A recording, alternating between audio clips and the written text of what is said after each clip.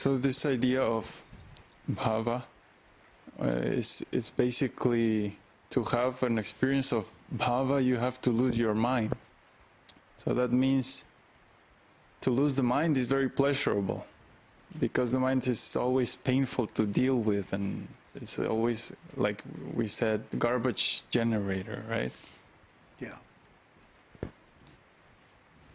And then beyond that, once the mind is lost, then there can be multiple waves of emotion, intense emotion, basically.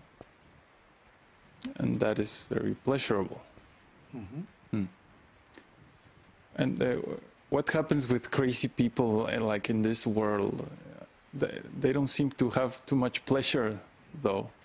Well, because the object of their emotion and the quality of their emotion is material. See, the crazy people are also beyond the mind.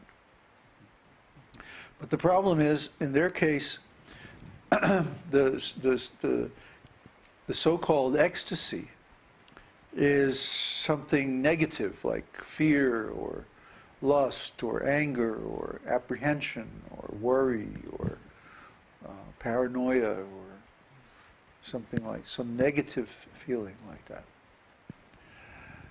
But in spiritual life, because the object is Krishna, even if it's an apparently negative feeling, it results in ecstasy for the devotee. Yeah, pleasure for the devotee.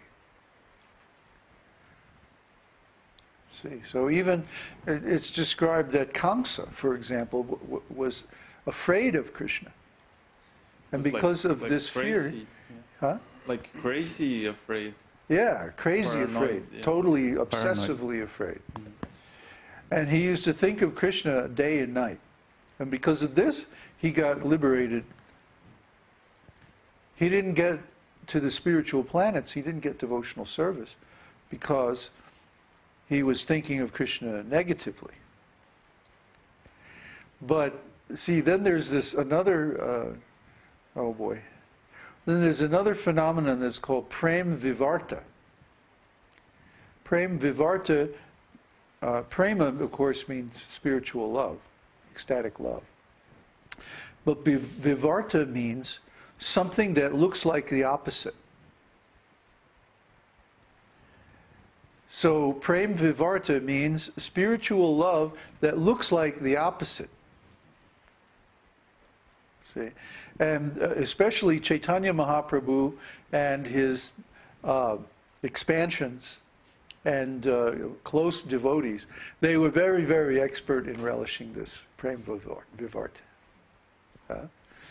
For example, whenever Nityananda Prabhu would go to the house of Advaita Acharya, they would begin mock fighting.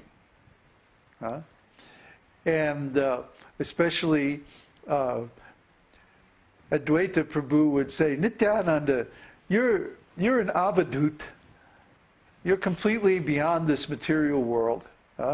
Nobody knows even where your family comes from or what caste you are or, you know, where you went to school or anything. Nobody knows anything about you. You're complete cipher. You're complete unknown. Maybe by associating with you, we're going to lose all of our Brahminical qualities and just become wretched beggars, just like you. And then Nityananda would begin to say nonsensical things, like, oh, they told us to come here. Nobody understands you. Why are you teaching Mayavadi philosophy? And then he would throw rice at him. So, see, it's like, it's very hard to understand.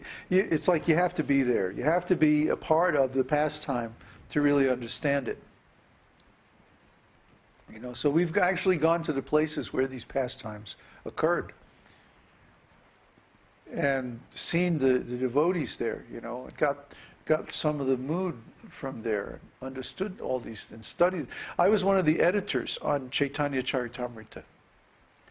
In fact, my editing was the last part of the Madhya Lila and the Antya Lila, the end pastimes of the Lord.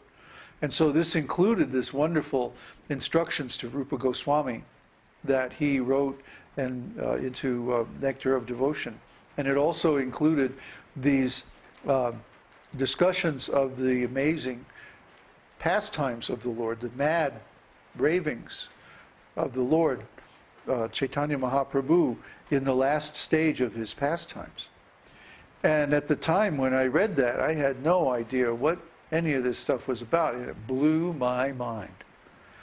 And here I was, being an editor, I had to go through every single word and make sure that it was, you know, the right word, what Prabhupada intended, the meaning and everything. So I had to actually duplicate the meaning in order to edit properly. And this was like such an education, you know. I was just like, oh man, I got to get to India. And that was the next thing. I went to India, and I went to all these places. So we can actually experience these things. It's not that only some great devotee a long time ago, far, far away, or can have it. No, we all can have this. And we all should. And that would be the real crowning achievement. That would be the real thing that we should desire from our practice of devotional service.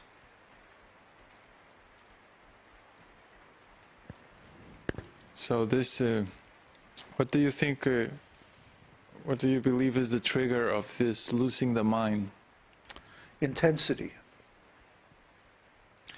The mind cannot remain in the face of overwhelming intensity. Most of us have a trigger, an inhibition that comes in whenever things start to get too intense. And it's like fear, huh? A limiter or something? It's like a limiter, yeah. It's like a governor on an engine. A governor is a mechanical thing on an engine that when it reaches a certain speed, it will stop it from going any faster. Okay, so a limit or a limiter, like a compressor or limiter, will stop the signal from going any higher to a certain level. See, the mind wants to stay in control. But when things get too intense, when the stuff starts moving too fast, the mind can't keep up. And so the mind tries to stop it, you know, and usually will come up with all kinds of reasons why you shouldn't go faster or go deeper or go more intense or whatever it is. See, part of our explorations back in the 60s was about going beyond the mind through intensity. You listen to Coltrane or any of that kind of free jazz music and everything. That's what it was all about. It's totally about hitting a higher energy level beyond anything that the mind could deal with. Pure emotion, pure spiritual energy. See, we didn't have much knowledge, but it's amazing actually how much truth there is in that. The thing is that we weren't pure, you see. So because we weren't pure, our consciousness was still covered over with material contamination. And even though sometimes we hit some real peaks, then they were immediately followed by coming down. There was no object. Yeah, there was no platform, no object, no Krishna. So in devotional service, that's not the case. In devotional service, we can increase the intensity more and more and more, unlimitedly. Because Krishna can accept any amount of energy, any amount of service. And the soul, similarly, is capable of dealing with very, very high energies. So, beyond the mind is a place where we want to go. Of course, that means it has to be completely private and separate and not public. Well, and yeah, all this that. is not for public consumption. It's it's not appropriate. That means, as you were saying before, only in Lord Chaitanya's pastimes that kind of display was correct or appropriate. Basically, And But it's not like these, like I said, it's not like that kind of pastime was displayed in front of everybody, in front of the public. No. oh, and At first it was in the Rathayatra. courtyard of Srivas Thakur's house. And the public was not invited. They would bar the door, lock the door, keep everybody out.